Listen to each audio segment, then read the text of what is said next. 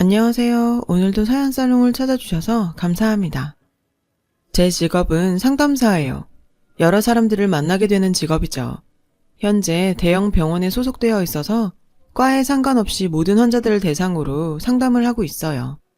그 중에는 암 환자들이나 교통사고로 몸이 불구가 평생 후유증을 안고 살아가셔야 하는 분들도 있고 아주 어린 환자들도 있어요. 몸을 다친 분뿐 아니라 마음을 다친 환자들도 있고요. 그런 환자들을 만나면 제 마음도 지칠 때가 많지만 그래도 회복이 돼서 무사히 퇴원을 하는 환자들을 보면 보람을 느끼곤 해요. 저는 남편과 병원에서 만났어요. 제 남편은 제가 일하는 병원 외상외과 전문이거든요. 우리는 일적인 관계로 만났다가 사적인 관계로 발전하게 되었어요. 남편이 맡고 있는 환자가 제게 넘어오는 경우가 종종 있어서 환자에 대한 얘기를 나누다가 서로에게 호감을 갖게 된 거죠. 게다가 형부도 남편과 같은 과 전문이라서 한 직장에서 가족이 늘 얼굴을 보며 일하고 있죠. 언니네 부부는 저와 남편이 연결해 주었어요. 저희 언니는 한 번 다녀온 적이 있는 이혼녀로 현재 형부와는 재혼이었고 형부는 초혼이었어요. 제가 이렇게 사연을 보내게 된 건 바로 저희 언니에 대한 이야기를 하기 위해서예요. 저희 언니는 저와는 5살 차이가 나요. 언니한테 저는 꽤 성가신 동생이었죠. 어릴 땐 언니가 어린 저와 잘 놀아주지 않는다고 싸움도 자주 했었어요. 5살 차이면 같이 놀기엔 좀 차이가 나는 나이대잖아요. 그래서 언니가 고생이 많았죠. 그러다 제가 대학에 들어가고부터는 언니랑 옷 때문에 싸우기도 했고요.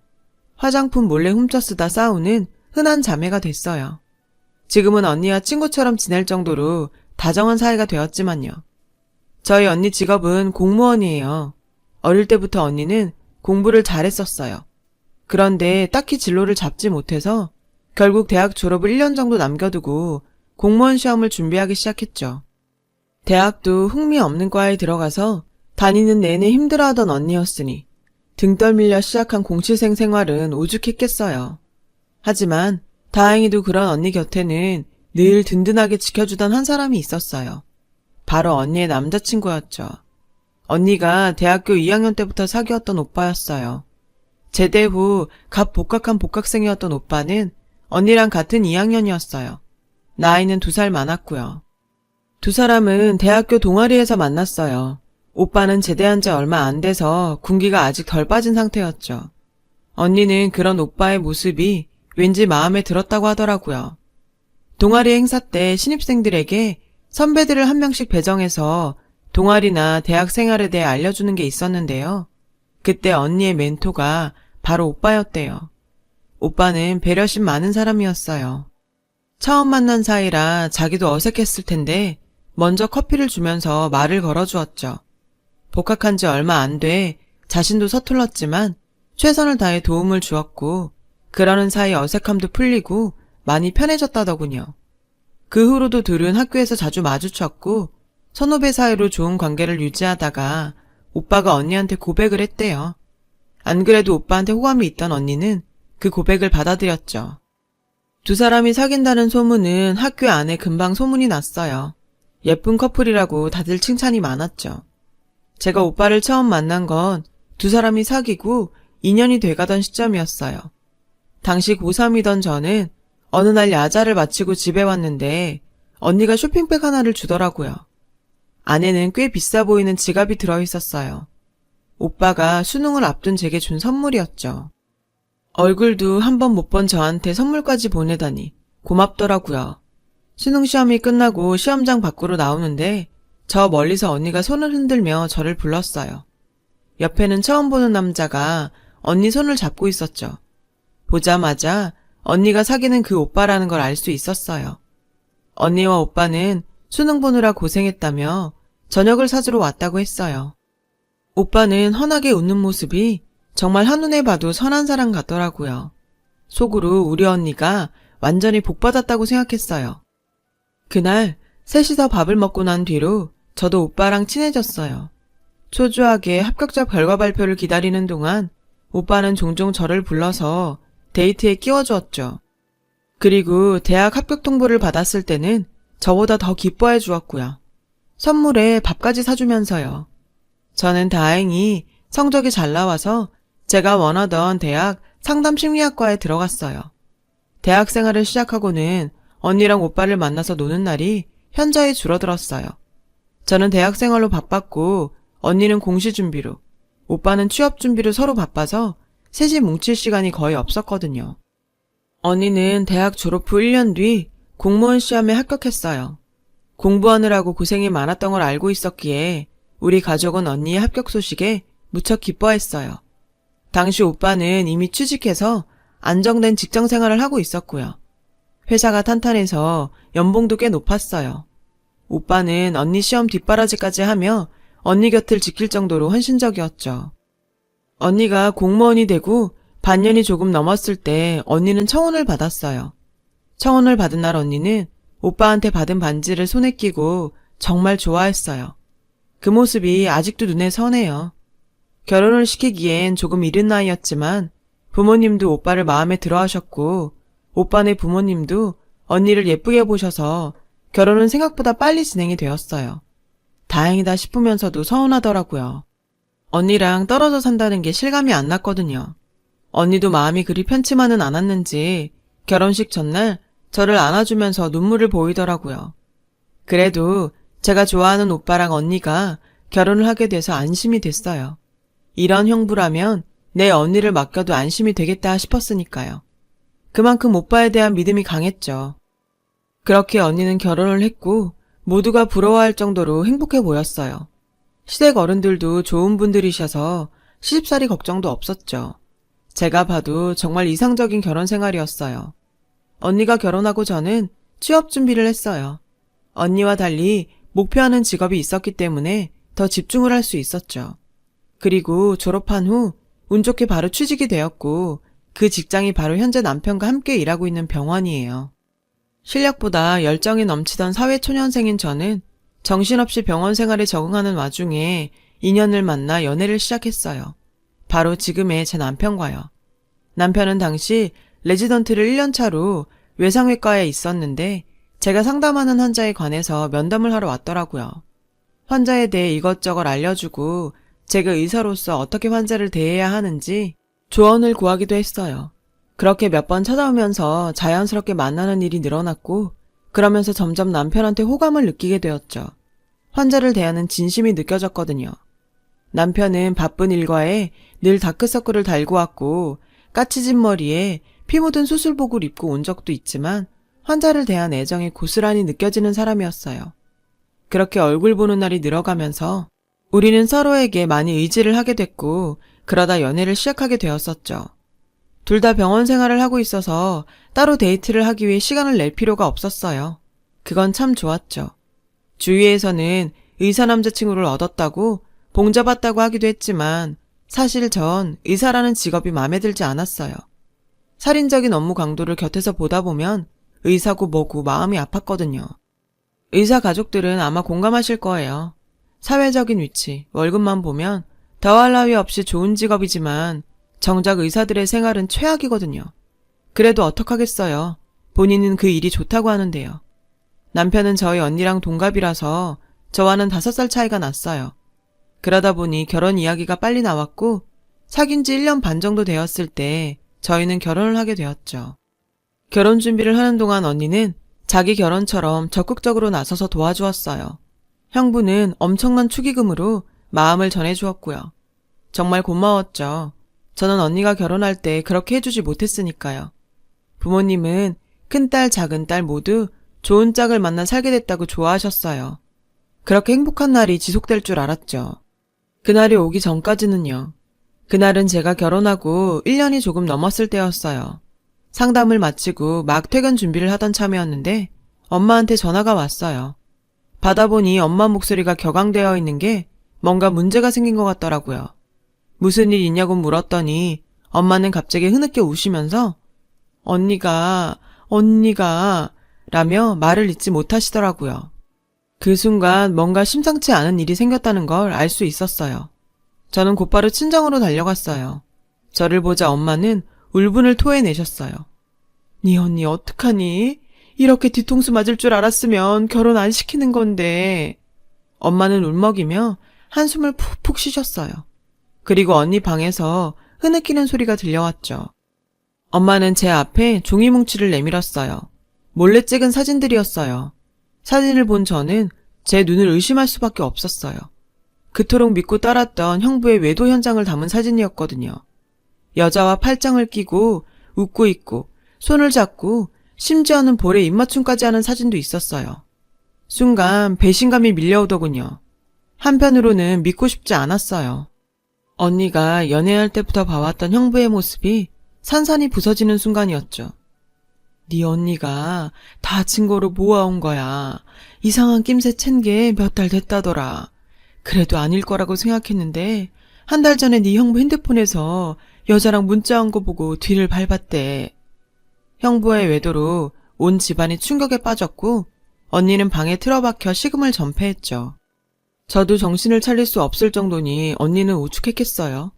남편은 제 연락을 받고 병원에서 바로 달려왔어요. 유일하게 남편만이 이성을 차리고 저희 세 모녀를 이끌어 주었죠. 친정아빠는 무조건 이혼시킬 거라고 길길이 날뛰고 계셨고요. 처형 생각은 어떠세요? 하고 남편이 물으니 언니는 결심이 선 듯 말했어요. 저 이혼할 거예요. 다른 건 몰라도 바람은 절대 용서 못해요. 그 말을 하면서도 언니는 하염없이 눈물을 흘렸어요. 저 역시 언니의 이혼에 동의했어요. 남편은 자기 일도 뒤로 미뤄두고 언니의 이혼 담당할 로펌과 변호사를 알아봐 주었어요. 저는 월차까지 내며 언니와 함께 가정법원을 드나들어야 했고요. 이혼 기간 내내 형부는 네 라는 한마디로 자신의 모든 외도를 인정했고 최종 판결에서 나온 위자료도 이의 없이 그대로 지급하겠다고 하더군요. 그렇게 언니는 이혼을 하게 되었어요. 그렇게 오랜 시간을 누구보다 사랑했던 두 사람이 헤어지는 건 참 쉽고 빠르더라고요. 그래서 더 화가 났던 것 같아요. 행복했던 언니의 청춘이 이혼으로 얼룩져 버렸으니까요. 형부는 언니한테 그저 미안하다는 말만 남기고 법원을 떠났어요. 그 후로는 형부를 볼 수 없었어요. 그리고 이혼의 후유증은 그대로 언니 가슴에 상처로 남아버렸어요. 부모님은 언니가 살던 집을 처분하고 언니를 친정으로 불러들였어요. 내 새끼 혼자 뒀다가 무슨 일 생긴다시며 언니를 끼고 살겠다고 하셨죠. 저도 거의 매일 퇴근 후 친정에 들렀고요. 언니는 퇴근 후에 집에 오면 힘없이 누워있거나 밥도 잘 안 먹었어요. 살도 많이 빠져서 엄마가 많이 우셨죠. 저는 최선을 다해 언니를 예전의 모습으로 되돌리려고 노력했어요. 잡아 끌어서 바깥 산책도 데려가고 여기저기 데리고 나갔어요. 시간이 약이라는 말처럼 아주 조금씩 언니는 다시 기운을 내기 시작했죠. 언니가 이혼한 지 2년 정도 지나서 언니는 새 인연을 만나게 되었어요. 거기엔 남편과 저의 협공이 있었죠. 저를 만나러 병원에 찾아온 언니를 남편과 같은 과 선배가 보고는 마음에 들어 했거든요. 선배는 제 남편한테 저희 언니가 마음에 든다며 소개시켜 줄 수 있냐고 물었고 남편과 저는 그 말에 고민을 했어요. 그리곤 언니도 새 사랑을 할 자격이 있다고 판단해서 언니에게 얘기를 했죠. 언니는 여러 날을 고민했어요. 다시 상처를 받게 될까 두려웠던 거죠. 결국 부모님까지 나서서 언니를 설득했어요. 그 바람에 언니는 소개 자리에 나오게 되었죠. 남편은 선배한테 언니가 이혼녀라는 사실과 그 과정을 다 얘기해 주었고 선배는 자신이 모든 걸 감수하겠다며 언니를 만나겠다고 했다더군요. 선배는 꽤 속이 깊은 사람이었어요. 만남을 가진 뒤 선배는 언니한테 적극적으로 다가왔고 세심하게 언니를 배려해 주었어요. 그 모습에 처음엔 경계했던 언니도 점점 마음을 열게 되었죠. 그렇게 두 사람은 사귀게 되었어요. 그리고 사귄 지 9개월 정도 되었을 때 결혼을 하게 되었죠. 조금 이르지 않냐는 제 말에 언니가 그러더군요. 연애 오래 하고 결혼해도 이렇게 됐는데 기간이 무슨 상관이겠니? 언니의 그 말에 전 울컥했어요. 예전 형부와 함께했던 시간들이 떠올라 더 밉고 야속하더라고요. 두 번째 형부는 고목 같은 사람이었어요. 늘 언니를 감싸주고 배려해 주었죠. 나는 어차피 외상외과라 어디 나가 놀 짬도 없어. 라며 늘 언니 곁을 지켰어요. 저도 남편도 다행이라고 생각했죠. 언니는 새 가정을 꾸리고 과거의 상처를 전부 잊어가는 것처럼 보였어요. 그러던 어느 날이었죠. 그날은 언니네와 부부 동반 저녁 식사를 하기로 해서 언니가 병원에 와 있었어요. 저도 일을 마치고 언니와 함께 로비에서 남편들을 기다리고 있었죠. 그런데 남편에게서 연락이 왔지 뭐예요. 교통사고 환자가 들어왔는데 급히 수술에 들어가야 한다고요. 외상 전문의에게는 흔한 일이라서 저는 알겠다고 했어요. 그렇게 언니랑 같이 몇 시간을 수다를 떨고 있었어요. 한 3시간쯤 지났을까요? 남편에게서 전화가 왔더라고요. 처형이랑 같이 좀 와줄 수 있어? 남편이 꽤 심각한 목소리로 말했어요. 무슨 일이기에 우리를 부르나 걱정을 하면서 남편이 있는 수술실로 향했어요. 수술실 앞에는 남편과 형부가 기다리고 있었어요. 그런데 두 사람 표정이 심상치 않더라고요. 한참을 머뭇거리더니 남편이 먼저 입을 열었어요. 처형, 방금 제가 수술하고 나온 사람이 처형 전 남편이에요. 뜻밖의 말에 언니도 저도 놀라서 아무 말도 하지 못했어요. 그게 왜요? 사고 난 건 안타깝지만 이제 나랑은 상관없는 사람인데? 언니는 격양된 목소리로 대답했어요. 그러자 남편이 뭔가를 내밀었어요. 피가 묻은 지갑이었죠. 저도 아는 지갑이었어요. 언니가 예전 형부한테 선물했던 지갑이었거든요. 남편은 조용히 지갑을 열어서 언니에게 보여주었어요. 지갑 안에는 언니와 찍은 사진이 그대로 들어있었죠. 처형, 놀라지 말고 들으세요. 사실 수술을 완벽하게 끝내지 못했어요. 배를 열어보니 종양이 너무 많더라고요. 말기 상태라 장기간의 유착도 심하고 전이도 많이 됐더라고요. 그래서 일단 급한 불만 끄고 덮은 상태예요. 지금 중환자실에 있어요. 남편의 말에 언니는 그게 무슨 소리냐고 물었어요. 순간 언니의 손이 떨리고 있었죠. 아무래도 환자분이 당신한테 거짓말을 했던 것 같아. 암에 걸린 걸 숨기려고. 형부도 더 이상 말을 잇지 못했어요. 언니의 눈에서는 이미 눈물이 흐르고 있었죠. 저는 이 상황이 믿기지 않았어요. 형부가 이상한 추측을 한다고 생각했죠. 하지만 그 모든 추측은 잠시 뒤 사실로 판명이 됐어요. 언니의 전 시부모님들이 병원에 오셨거든요. 언니의 전 시어머님은 언니 손을 붙잡고 우시면서 사과를 하셨어요. 미안하다 아가. 우리 애가 그러더라. 은진이 보내줘야 한다고. 가망 없는 자기를 위해 병수발까지 들게 못한다고. 내 자식이 그렇게 간절히 말하는데 내가 뭐라 할 수가 없었다. 네가 정을 끊을 수 있게 지 친구한테 부탁해서 외도한 것처럼 꾸몄다더라. 너 마음 떠나 이혼할 수 있게 말이다. 이혼하고 지방병원에서 치료받으면서 너 많이 보고 싶어 했다. 그래도 어떻게 기적적으로 2년 넘게 버텼는데 얼마 전에 이제 정말 얼마 안 남았다는 얘기를 들어서 죽기 전에 바다 보러 간다고 그러더니 이런 사고까지 당했구나. 그 순간 언니는 그대로 주저앉았어요. 처음엔 말없이 눈물만 흘리던 언니는 결국 오열을 하다 실신했어요. 정신을 차린 언니는 형부의 배려로 중환자실에 들어가 전 남편을 만날 수 있었어요. 의식도 없이 산소호흡기를 끼고 힘겹게 숨을 쉬는 전 남편을 보자 언니는 휘청거렸어요. 밖으로 나온 언니는 형부를 보며 울먹였어요. 여보, 나 이제 어떡하지? 난 정말 이런 줄도 모르고 나 혼자 살겠다고 당신이랑 결혼까지 했어. 여보, 당신한테도 너무 미안하고 그 사람한테 정말 나 이제 어떻게 해야 할지 정말 모르겠어. 언니는 형부를 붙잡고 오열했어요. 형부는 그런 언니 곁을 지키며 언니를 붙잡고 위로했어요. 절대 당신 잘못이 아니야. 저 사람의 선택이었고 당신으로선 그런 선택을 할 수밖에 없었어. 그러니까 자책하지 마. 나한테 미안해하지도 말고. 언니의 전 남편은 보름 정도 중환자실에 있었어요. 언니는 퇴근하면 중환자실에 가서 짧은 면회 시간 동안 곁을 지켰죠. 형부가 그러라고 했다더군요. 전 남편의 병상을 지키며 언니는 그동안 자신이 했던 생각들을 쏟아냈어요. 울기도 많이 울었고요. 왜 자기를 밀어냈냐며 자긴 그렇게 약하지 않다고. 너무 원망스럽고 또 미안하다고. 그렇게 보름을 지내다 전 형부는 결국 세상을 떠났어요. 장례가 끝나고 언니의 전 시부모님들이 저희 집을 찾아왔어요. 언니가 마지막 순간까지 곁에 있어줘서 당신 아들이 편하게 갔을 거라고요. 다시는 저희 언니를 찾지 않겠다는 약속도 하셨어요. 그게 언니를 위한 길인 것 같다면서요. 그러니 기일도 챙길 생각 말고 낯골당해도 오지 말라고요. 그러면서 연신 죄송하다는 말을 하셨죠. 언니는 장래 후에 한동안 힘들어했지만 그래도 이혼하던 그때처럼 힘들어하지는 않았어요. 오히려 뭔가 가슴에 맺혀있던 무언가를 덜어낸 것 같아 보이기도 했어요. 언니는 분명 예전보다 강해졌고 그건 아마도 언니 곁에서 묵묵히 지켜주고 언니를 붙잡아준 지금의 형부 덕분이 아닐까 생각해요. 그리고 얼마 뒤 예전 형부의 납골묘는 언니 모르게 옮겨졌어요. 전 시부모님이 언니가 잊고 살도록 찾지 못하게 몰래 옮기신 거였죠.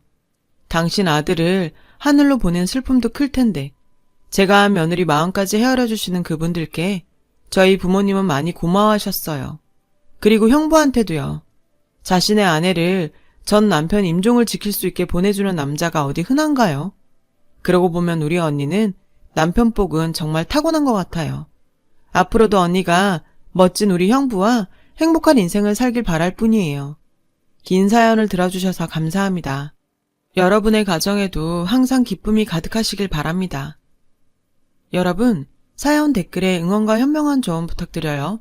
좋아요와 구독은 저에게 큰 힘이 됩니다. 오늘도 좋은 일 가득하세요.